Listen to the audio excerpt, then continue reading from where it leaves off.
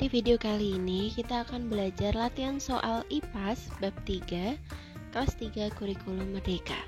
Kita langsung saja yuk belajarnya. Nomor 1. Perhatikan pernyataan berikut. 1. Kadal, 2. Ikan, 3. Eceng gondok, 4. Katak. Makhluk hidup di atas dapat ditemukan dalam ekosistem titik-titik. A. Laut, B. Akuarium, C. Sungai, D. Kebun. Jawaban yang benar adalah C. Sungai. Nomor 2. Ekosistem yang didominasi oleh padi, katak, ular, rumput, dan burung adalah titik-titik. A. Ekosistem gurun, B. Ekosistem sawah, C. Ekosistem sungai, D. Ekosistem kebun. Jawaban yang paling benar adalah B. Ekosistem sawah. Kenapa? Karena di sini ada padi. Nomor 3. Pak Setio sering membuang sampah di sungai. Perilaku Pak Setio dapat mempengaruhi keseimbangan ekosistem karena mengakibatkan titik-titik. A. Air sungai menjadi bersih dan jernih. B. Tumbuhan di sungai dapat tumbuh dengan subur. C. Lahan di pinggir sungai menjadi subur dan gembur.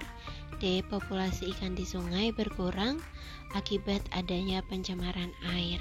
Nah, karena ini membuang sampah di sungai, jadi jawaban yang paling tepat adalah D. Populasi ikan jadi berkurang karena pencemaran air.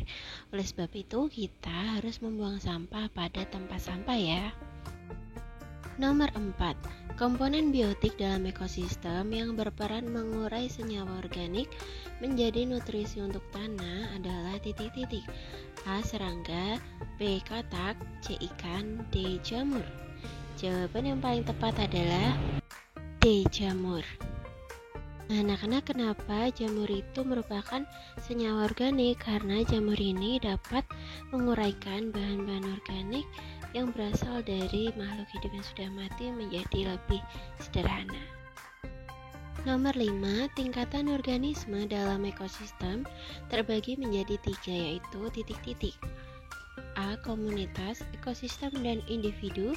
B. Individu, kelompok, dan populasi. C. Individu, populasi, dan komunitas. D. Ekosistem, kelompok, dan populasi. Jawabannya mana anak-anak? Iya, benar sekali. Jawabannya adalah C. Individu, populasi, dan komunitas. Nomor 6. Anak-anak perhatikan dulu gambar di atas. Komponen abiotik penyusun ekosistem pada gambar adalah titik-titik. A. Udara, tanah, padi, dan burung. B. Air, matahari, udara, dan tanah. C. Air, tanah, padi, dan pepohonan. D. Padi, udara, air, dan tanah. Ini adalah gambar sawah. Anak-anak perlu ingat, komponen abiotik itu adalah komponen yang tidak makhluk hidup. Kalau biotik itu makhluk hidup. Jadi di sini jawaban yang paling benar adalah B. Air, matahari, udara, dan tanah. Kalau komponen biotiknya kira-kira apa anak-anak? Tentu saja ada padi, burung, tikus, ular. Nomor 7. Berikut sikap yang tepat dalam menjaga keseimbangan ekosistem adalah titik-titik. A. Bu Rahma membuang sampah rumah tangga ke sungai. Ini salah.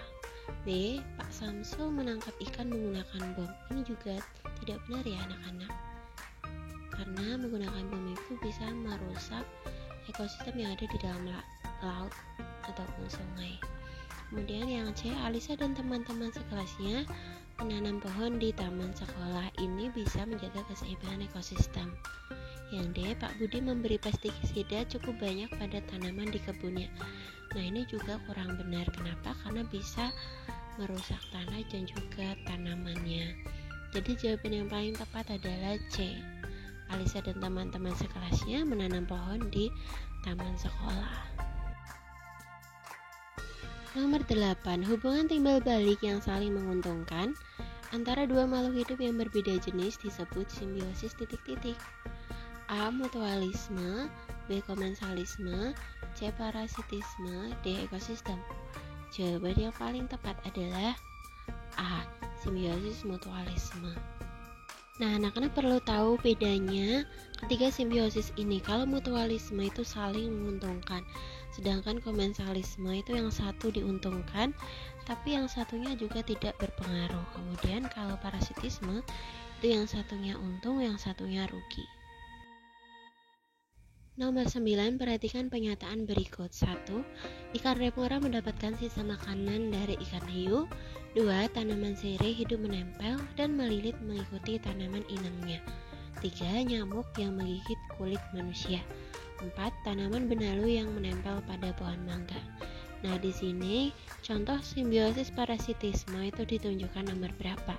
Kita bahas satu persatu. Yang pertama, ikan remora mendapatkan sisa makanan dari ikan hiu. Ini simbiosis komensalisme, jadi bukan. Yang kedua, tanaman sirih hidup menempel dan melilit mengikuti tanaman inangnya. Ini juga simbiosis komensalisme, jadi bukan. Yang ketiga, nyamuk menggigit kulit manusia. Ini sangat merugikan manusia, jadi ini parasitisme. Kemudian tanaman benalu yang menempel pada pohon mangga. Di sini mangga juga merugi, jadi simbiosis parasitisme. Jadi jawabannya adalah 3 dan 4. Jawabannya D. Nomor 10. Benalu yang hidup menempel pada tumbuh inangnya melakukan simbiosis parasitisme karena titik-titik. Kita cari satu persatu yuk. Yang A, benalu mengisap nutrisi dari inang, sedangkan inang dirugikan karena nutrisinya diambil terus-menerus oleh benalu. Ini benar. Yang B, benalu mengambil makanan dari inang, sedangkan inang tidak dirugikan karena memiliki banyak cadangan makanan. Ini salah. Yang C, benalu mendapat tambahan nutrisi dari inang, sedangkan inang menyerap air dari benalu. Ini juga salah. Yang D, benalu menyerap air dari tumbuhan inang, sedangkan inang diuntungkan karena mendapatkan nutrisi dari benalu. Ini juga salah. Jadi jawaban yang paling benar adalah A. Kenapa benalu itu simbiosis parasitisme? Karena dia sangat merugikan inangnya. Nah, anak-anak, sekian latihan soal kali ini. Semoga dengan video ini kalian bisa lebih paham dan sampai jumpa di video berikutnya.